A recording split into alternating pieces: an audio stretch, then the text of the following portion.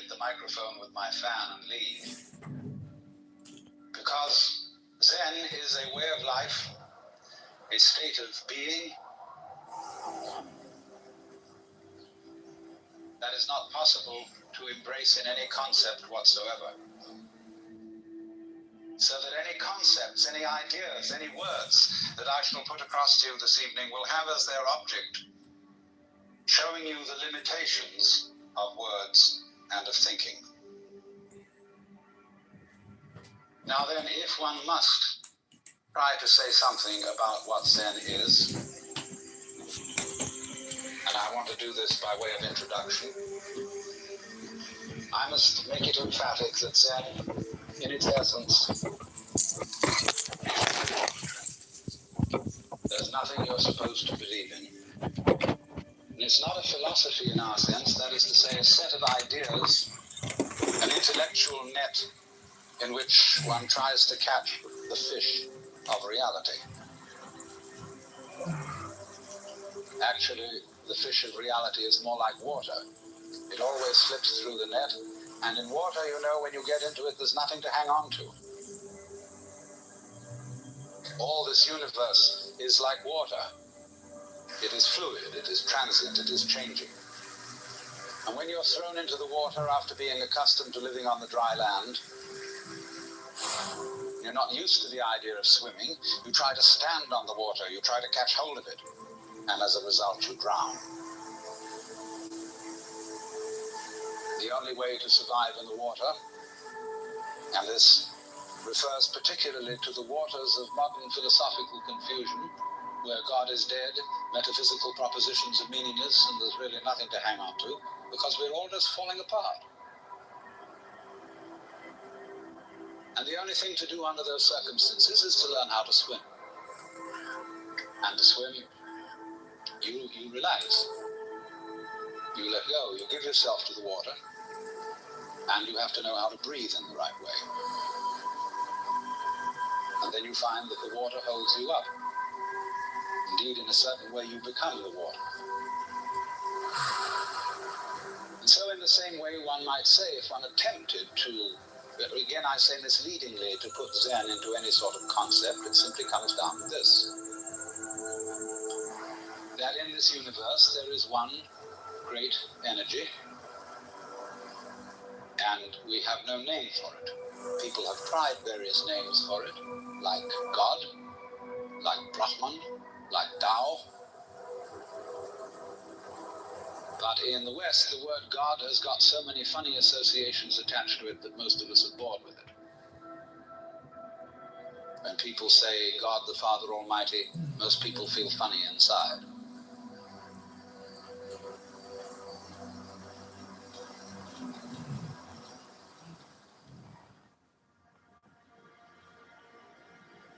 And so we like to hear new words. We like to hear about Tao, about Brahman, about Shinyo and Tathata, and such strange names from the Far East, because they don't carry the same associations of mawkish sanctimony and funny meanings from the past.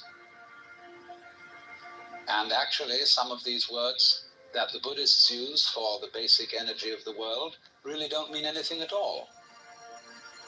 The word Tathata, which is translated from the Sanskrit into suchness or thusness or something like that, really means something more like da-da-da, based on the word tat, which in Sanskrit means that.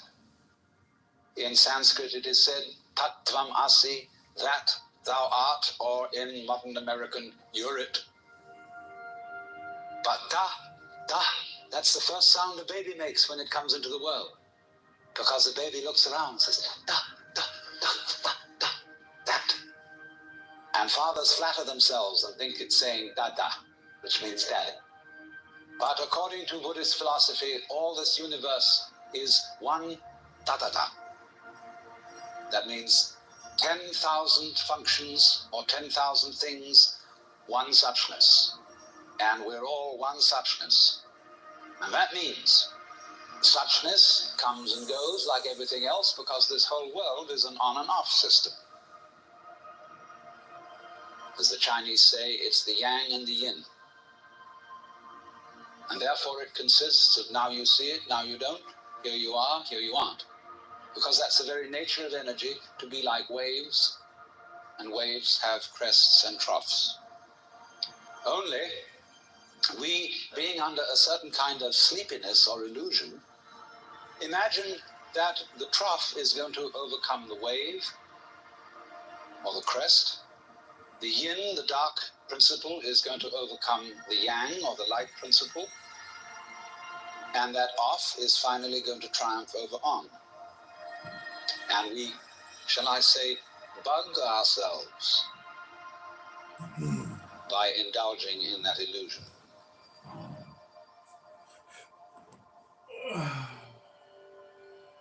Gee, supposing darkness did win out, wouldn't that be terrible?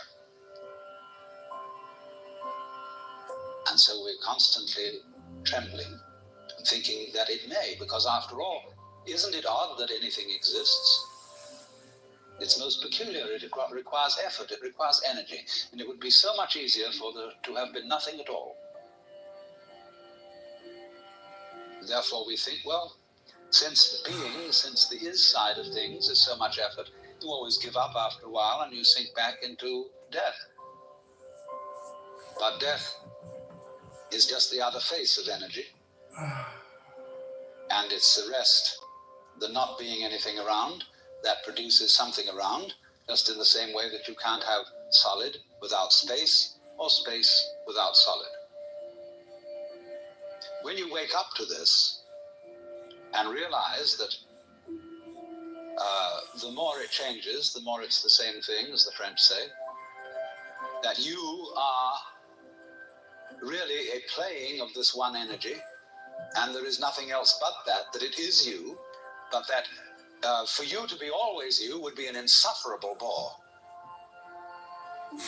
And therefore it is arranged that you stop being you after a while, and then come back as someone else altogether. And so when you find that out, you become full energy and delight. As Blake said, energy is eternal delight. And you suddenly see through the whole sham of things. You realize you're that. We won't put a name on it. You're that. And you can't be anything else. So you are relieved of fundamental terror. That doesn't mean that you're always going to be a great hero, that you won't jump when you hear it bang, that you won't worry occasionally, that you won't lose your temper.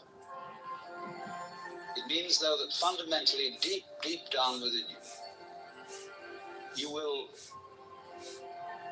be able to be human. So it is then that, if I may put it metaphorically, Zhuangzi said, the perfect man employs his mind as a mirror. It grasps nothing, it refuses nothing, it receives but does not keep. In other words, this is to be put it very strictly into our modern idiom. This is to live without hang-ups. That is to say, to be able to drift like a cloud and flow like water. Seeing that all life is a magnificent illusion, a playing of energy, and there is absolutely nothing fundamentally to be afraid of.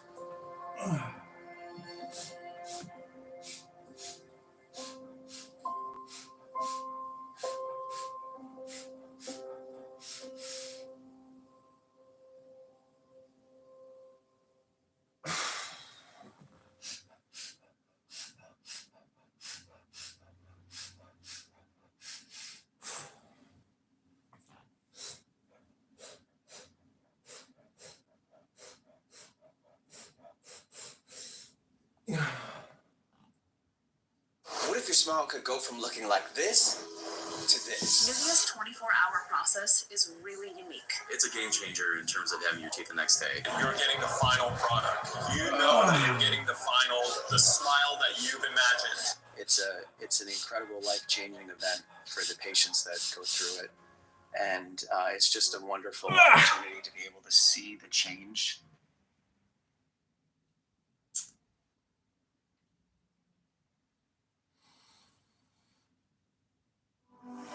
If you talk all the time, you'll never hear what anybody else has to say. Therefore, all you'll have to talk about is your own conversation. The same is true for people who think all the time. The constant chit-chat of symbols and images and talk and words inside your skull. Now, if you do that all the time, you'll find that you've nothing to think about except thinking. And just as you have to stop talking to hear what others have to say, you have to stop thinking to find out what life is about. And the moment you stop thinking, you become into immediate contact with what Korzybski called, so delightfully, the unspeakable world, the non-verbal world. Some people would call it the physical world. But these words, physical, non-verbal, material, are all conceptual. And is not a concept. So when you are awake to that world, you suddenly find that all the so-called differences between self and other